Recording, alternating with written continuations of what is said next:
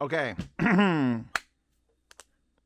These are the HiFiman EF 499 and 500, which is kind of interesting because I like when model numbers kind of make sense. And this is the lower end model, although some would argue that that looks more premium than that. Although this is a full metal fascia, stainless steel. And while that looks like glass, it's plastic, but gold and black. I don't know. Your opinions in the comments. Which one do you think looks more premium? But either way, I've also brought out the EF 600, which I think if any of you have watched this channel for more than a year, you kind of know that this is one of my favorite fucking things ever. R2R DAC, Himalaya DAC, sounds amazing. It's a headphone stand that comes for free with the thing. It's got the knob, although the knob is kind of like the shortcoming of the knob is the thing. Oh, by the way, video sponsored by, well, me and the Magia cable, because if you buy it, I make money, and thank you for supporting the channel. Plus, you get an awesome cable for under $200. Now with 1/4-inch full XLR. And as always, 4.4, which I have to use an adapter on that because I'm using the Heart Audio interface for that one. Anyway, check out Magia cable, APOS. So, that was $800. And I loved it. And it's a HiFiman product that actually had build quality. And I liked everything about it. It didn't have a 4.4. And the volume knob kind of does this like very little. It's like a little bit loose. It's just, it needs like someone to like stick a toothpick in there to make it a little. But other than not having fiber optic on the back, it had, well, we could just look at the damn thing. I don't have to talk about anything. Don't hit the keyboard. Power. You had your DAC output. You had another RCA output. You had inputs in RCA. You had inputs in XLR, which we'll talk about why those are plugged in because we're putting on this. And you had a Bluetooth antenna, which I don't have on, a coaxial digital input, a large USB, like a USB-B, and then a USB-C input. So no fiber optic, which is kind of sad, but at least it had coaxial, so I could integrate it into the whole system nice and easily. And it was this shape, and it had the vents, and it's got a toroidal transformer on the bottom, and oh, God. The problem was it was $800. And there's the EF400, if I have the page open, wallpaper available in the description on the wallpaper horde. Oh, there's Magia cable in case you want that. EF400. Now, I did the review of this. I loved it. But then everyone found out that, by the way, there was a slight phase. There was a timing imbalance because of the way they wired the DAC on some of them had a problem where instead of producing the sounds it should have at this point, one was like one sample behind, which gave it this really wide, when you screw up things in such a small level, sometimes the results can be pleasurable, aka errors. But yeah, so that was good enough. It didn't have anything but USB in, which made it hard for me to integrate into my desk and just pop it on the desk every once in a while because you have to have USB, and I'm not going to set up for the only. So anyway, that is no longer available. It's been discontinued because, and that was $400. So then they went up and they granted everybody this at $800, which is now, by the way, on APOS at $650. And I think one of the reasons they're dropping this down to $650 is because $800 was a little bit much. I mean, it was worth it. You had the DAC outputs that were R2R. Getting an R2R DAC in general is usually a little bit more expensive of a proposition. And having it happen to my biggest, hey, HiFiman, when I talked to them at the shows was, are you going to make just the forget the amp. Amp was great, but can you make just an R2R box with some outputs and some fiber optic coaxial and digital, like a DAC. Can HiFiman make a DAC? I was asking HiFiman to make a DAC. And I'm the guy that's usually like, yeah, DACs, but when you have a DAC that actually sounds like smoother and just wider and it has an actual flavor to it, I get kind of attached to that. And so kind of instead of doing that, the 500 and 499 came out. I've got the Singzer SA1 here, plugged in with the Magia cable onto Atrium. I've got the 499 plugged in with the Magia cable onto the Meze 109s, which have a special connector if you want it to be. It's like, here's the thing, the regular connector will still fit in here because it's such a skinny little boy. But if you want to go with the specific Meze connector, you can, and it's insanely long. but it also is gold and sticks out. So 109s with Deconi pads, by the way. I was testing this last time. These are the fenestrated sheepskin Deconi pads. I really like them on there. Obviously, Eris with the custom printed stickers. Keep an eye out for somewhere on my web zone that I'll have custom stickers you can buy for your Eris in case you want to decorate the glass, and so you don't have to get the fingerprints on it, and also you can put logos on it, but I'm going to commission some art so that you can put it on there. It's going to be great. And then these, you have no idea what these are. These are the R70X Refines. And this is also an Apos exclusive thing. And Apos has made some headphones before. We don't talk about those headphones. But we're going to fucking talk about these headphones. And after this review, I'm probably going to pad swap these for about 4 hours. Because I actually like these a lot. And they're also the lightest headphones I've ever used, barring costs.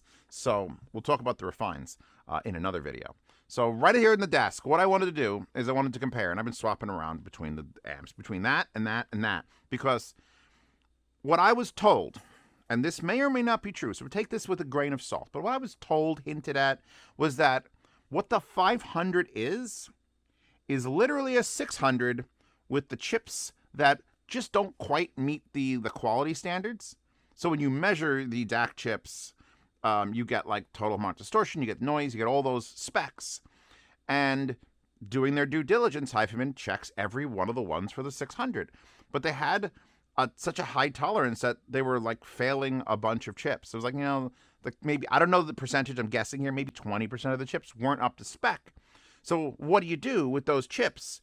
It's like, what do you do at the end of the day at Costco when they don't sell all those $5 rotisserie chickens?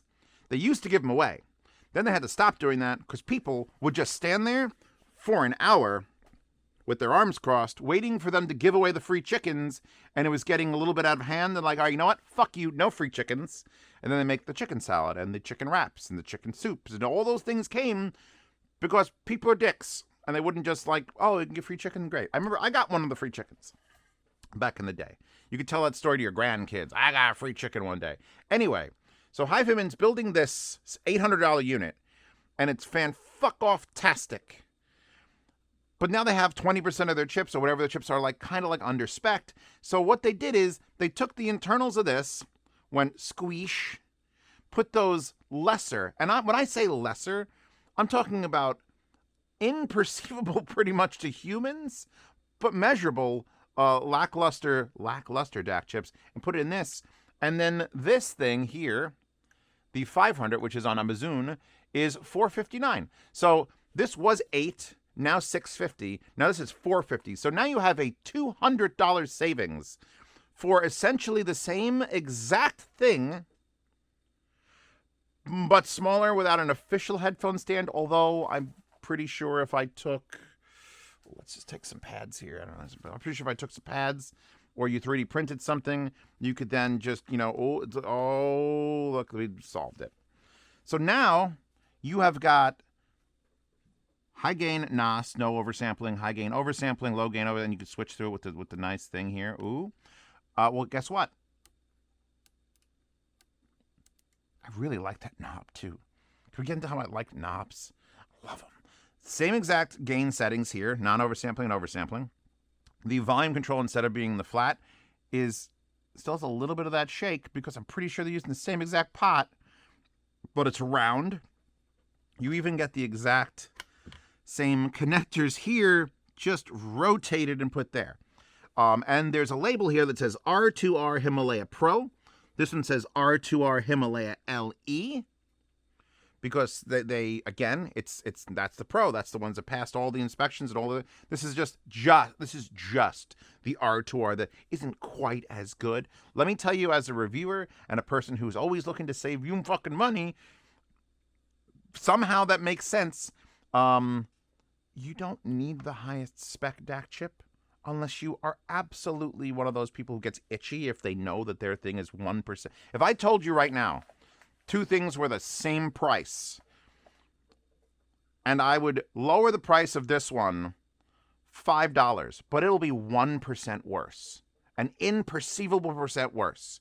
Would you save the $5 for an imperceivable amount of worse? Or would that just tick in your brain and you're like, I can't, no, but, because you know what? I've come to this conclusion over years of things. Fucking make it 8% less and give me $40. As long as I can't perceive it, I'll take it. And that is the 500. Now there's another R2R sticker there, but it doesn't say Himalaya at all, or LE, or anything, because that is a different design entirely. However, the $499 drops the price all the way down to $300. So let's review. Let's review again. Currently $650. It was an $800 unit. $650, still worth it in my opinion. If you want the whole package, boom, with the headphone stand, amazing. $450 for essentially that, essentially imperceivably that. In fact, remember I was going to talk about why the XLRs. The output of this, the DAC output, we got to look at the back of the units in a second. The DAC output of this one, I have going into this one in the balanced in, so I could listen to headphones and then swap from, hold on, we'll lower, because I don't want to try to get copyright thing. And yes, these are good enough to test this. Let's go boomps.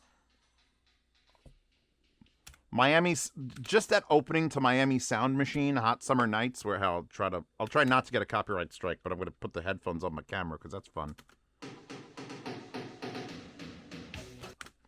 Which to you it went right to left, but to me it went left to right because the camera's audio is backwards. But just that, through these, was just like, this is what it's all about. But I'm currently using the balanced in. I'm using the DAC in this one, and then what I could do is I could go back and I can go boop, boop, coaxial. And other than there being a slight volume increase because the output voltage of this versus the internal voltage of the DAC of this is slightly varied, there's no, as far as I can tell, and I'm only Zeos, so you don't have to take my word for it. I'm sure fucking Resolve or Critical or fucking Golden or DMS, someone will measure it and be like, well, exactly, blah, blah, blah. But to my human, very human ears, I can't tell an audible difference between DAC qualities because it is the same DAC with the same chip, just a little bit less spec'd up. You following me here? You seeing the savings, the $200 savings, which just happens to be the cost of a module cable. Just saying, I'm a salesman at some point, and I have to be like, ooh, I could save $200 and then, ooh, plug this in. So now you know the story of the 500. It's literally a debuffed version of the 600. Now, the $499 has a little more scrutiny to be under because now you are another $100 less. Whether that $100 was literally the stainless steel fascia, which, by the way, both of these things are fucking bricks. You know what do they weigh? Does it say on the site? They're about the same weight. Yeah, that is 7.28 pounds. That is not a lightweight thing. Dirt under it. It's like steel, the plastic in front, and this is the same. By the way, that is, I highly recommend Duconi pads if you need to make a little bumpy boosty. A boosty bumpy. Oh, and this review is coming. Put that back over there. Yeah, this, you know, I could actually, there is again, there's the difference between the two of them. It's almost an imperceivable amount in weight. And I've got the DAC in this, which is a different architecture, which you could read about here, but still R2R, going to the Singzer SA1, because I needed an amp that I know and love, and everyone I think that has an SA1 kind of knows and loves it. And then I put it in the Atrium because, I miss using the Atriums. And these have Brainwaves, XL, perforated. I always said this was the GOAT when I was doing it. But, you know, not everyone listens to Zeos sometimes. So you guys just miss out on it. It's fine. So now, if I do volume down. So now, I'm assessing, and I've switched back and forth. And having, like, saying one is an R2R, but it's a different architecture versus this R2R, and there are many R2R DACs, but once you get over that fence, once you've crossed the goal line of like, well, it's going to be an R2R DAC to begin with, you already like, you've already gone like 80% of the way to like, it's great. So even actually, can someone, I'm sure if I asked Golden directly, I'm asking, what is the shittiest R2R DAC? He would have like a name. And I could probably listen to it versus a bunch of Sigma Delta DACs or any other thing. And I'd probably be like, oh yeah, this is definitely still better than all these other things, at least in smoothness and width and whatever else you want to claim R2R does. There is a difference, considering the Denafrips Aries it was like the first one that actually hit me in the face. And this one just came along and just rolled me over like a fucking steamroller. In fact, in my review of that, I'm pretty sure I said buy it for the DAC, and it just happens to come with a headphone amp and a headphone stand. Like as far as like hearing a difference, I'm pretty sure you can't make $300. Just pretend. All right, ready? Visualize this with me while I wear the these. Can I have music playing? I'll lower it down real quiet so only I could hear the music. Oh, that's beautiful. Oh, it's Monogatari. This is a risky clicky. Because it'll give me a fucking strike from Sony. Imagine this. Forget what this is. Forget this is a DAC amp HiFiman thing. What if I told you there is a $300 R2R DAC that sounds really good? That's it. That's all I say. I don't say the brand. It's just $300. Sounds really good. What inputs? Oh, USB. What inputs? Oh, Jesus. Oh, fuck. This thing is legitimately heavy. Oh, well, it's got USB or USB-C or a network port, which this one also has. They share the exact same rears, by the way. And then you got RCA and XLR out. So you have coaxial, you have USB, you have another USB, you have a switch here to switch between coaxial and net USB. No Wi-Fi on this, but you can plug this in and it acts as a fucking endpoint. I don't think it's a Rune endpoint, but it will show up on your network. This is a networked play. Just forget the front. Pretend this is all you're getting. You're getting a $300 box with just this. You're getting an R2R DAC with RCA and XLR that you could use simultaneously with a coaxial in, a USB in, another USB in, and a network connection to make it a network DAC. Fuck, you jump out of your goddamn house to get a $300 one of those. Now let's just, for giggles and shits, one time only, let's throw on possibly the same amplification as this, which is possibly the same amplification as this, because I have never had to go. That's the wrong one. Oh, I'm here.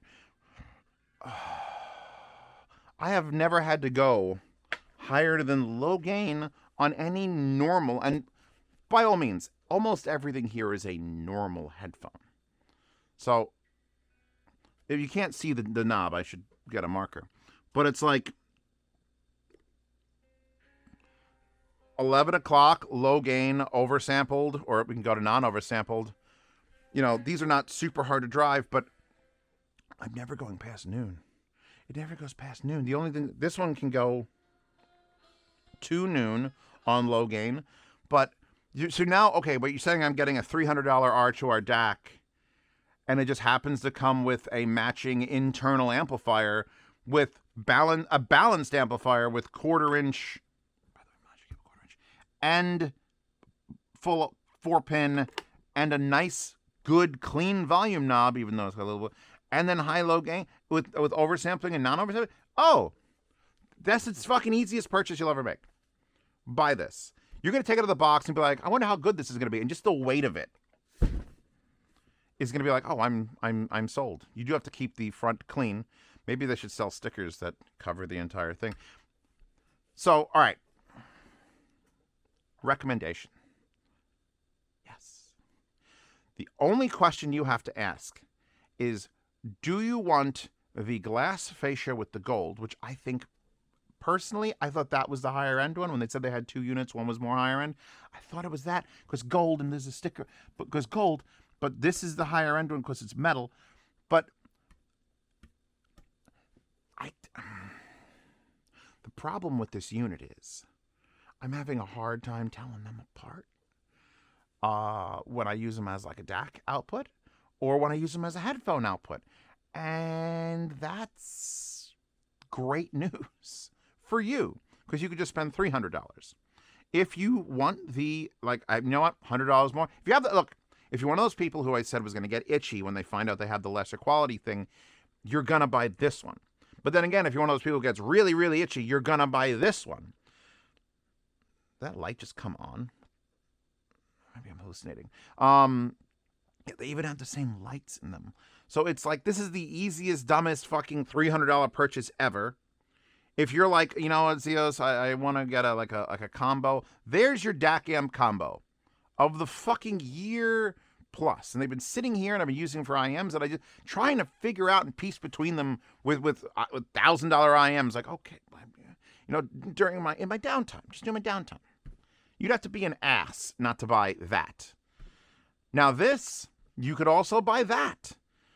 If you want that silver fascia, if you want to know that you have the upgraded Himalaya R2R instead of the standard one, even though Zeos with his imperceivable fucking brain can't.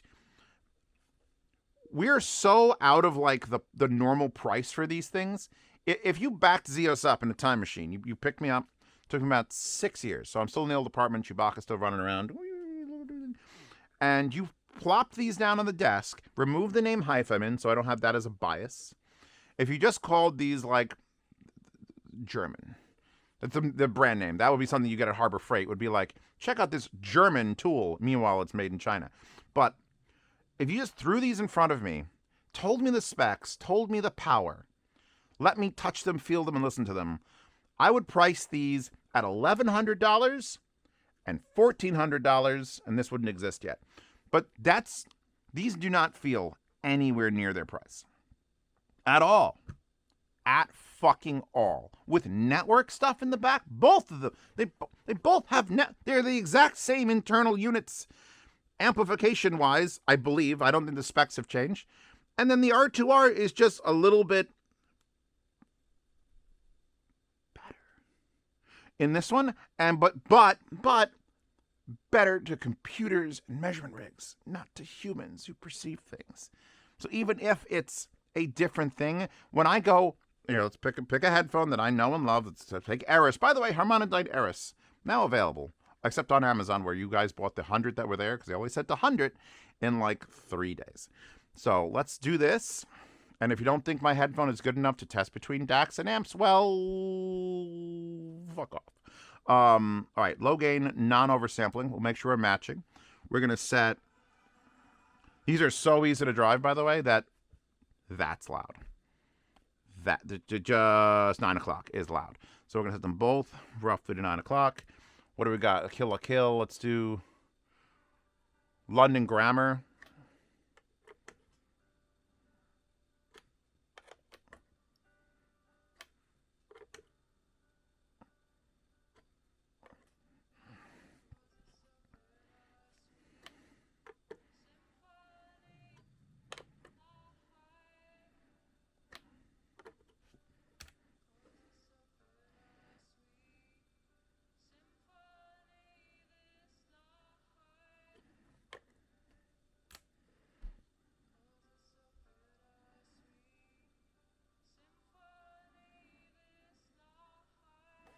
I mean, if there's a difference in these, it is so minute. I will take my $100 and I'll just go get some Chinese food and I'll forget all about it. I'll take my $100 and I'll put it towards something I want to buy. All of a sudden, these Meze 109s, instead of being $800, they're $700. Because the $100 came out of that one and went to that one. But I'm not going to like shit on this one because holy fuck, this one is already the cleaner, cheaper... There's no losers. There's literally no losers on this desk. I love these. Get the review of those. Obviously, I love Eris. 109s are impeccable. And I finally got to listen to the goddamn ZM. I very rarely get to take out my ZMFs. Not for any particular bad reason, just because I need a reason. And, are those Reen connectors on there that plug? Oh, yeah, they are. So, yeah, there's nothing on this desk that's bad. And if I haven't helped you make decisions. Here, look, if I quote on this, let's go high gain. Let's go high gain oversampled.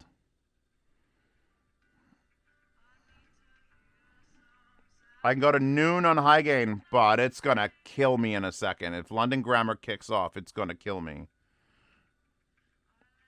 11 o'clock is about where I'd want to live. The crime of the... Oh, Jesus, I'm sorry. Yes. So the answer to your query, which you've all got a query somewhere, is... That's you. That's... Where are you? Okay, give me the quarter inch. Yes. This has always been a yes. This has been a yes for a year and a half. However long I've had this thing, it's been a yes.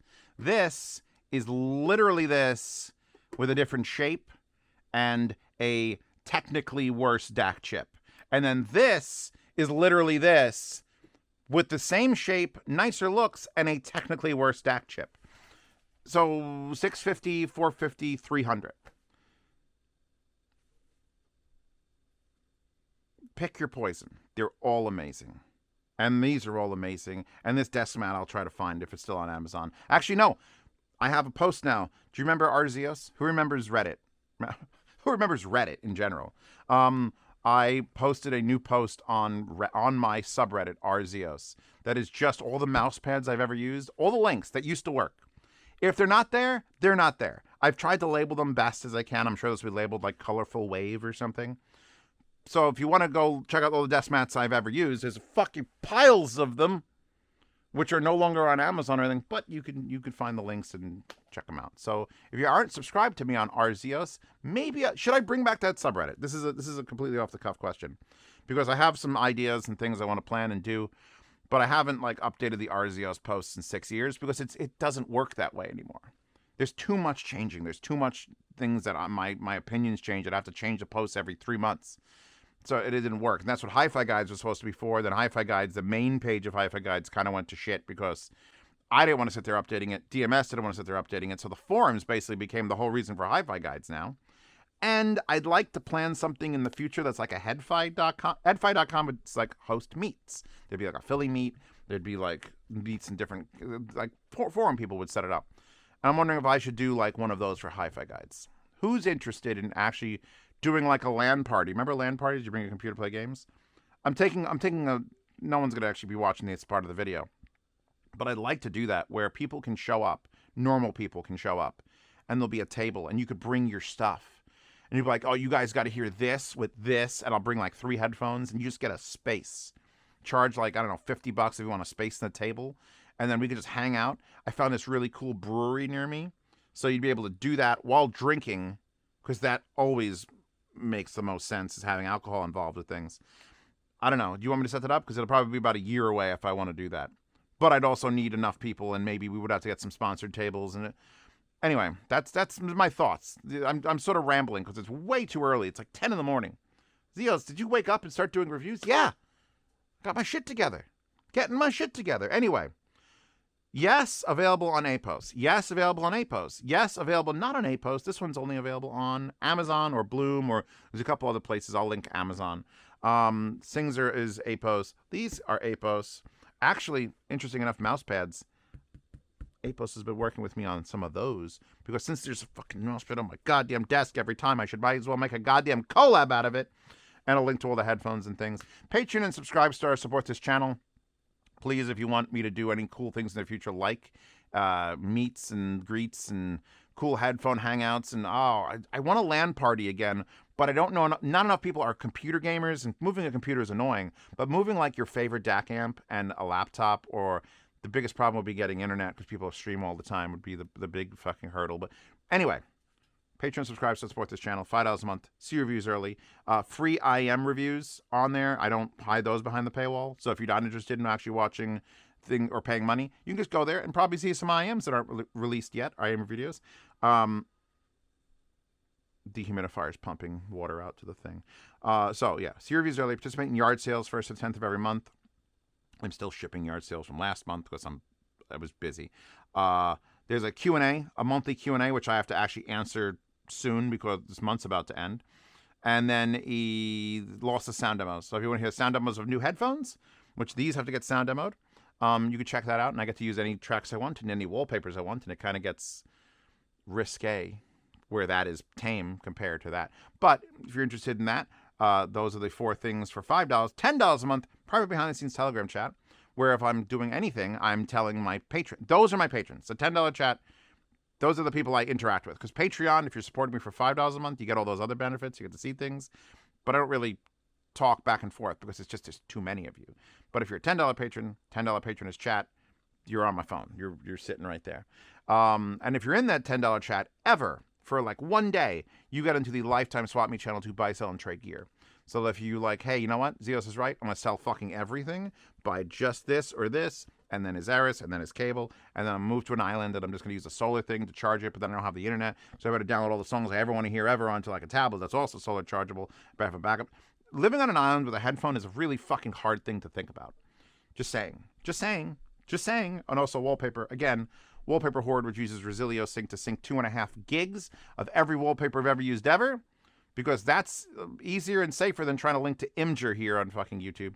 I'm done. You're done. We're done. Sorry this video was so long, but I really like it. Doesn't make any fucking sense. The pricing schematics of this. If everything here was doubled, if this was now $1,300 and this was $900 and this was $600, that would make more sense in my brain. So half price on that is just fucking silly.